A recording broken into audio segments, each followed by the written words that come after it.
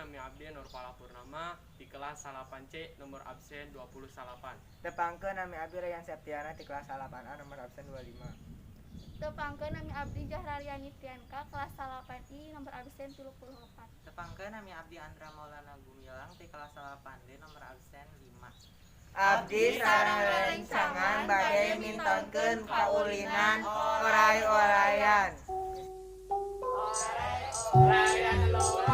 Oray-orayan adalah suatu permainan yang membentuk barisan suatu kolom dengan saling menumpu kedua tangan pada pundak teman di depannya. Sambil berjalan, mereka menyanyikan kauh yang biasa dinyanyikan. Begitu syair berakhir, sang kepala berusaha menangkap bagian ekor. Sementara sang ekor sendiri sudah mengatur strategi sehingga akan tampak seperti seekor ular yang meliuk-liuk, karena antara kepala dengan ekor seakan saling mengejar.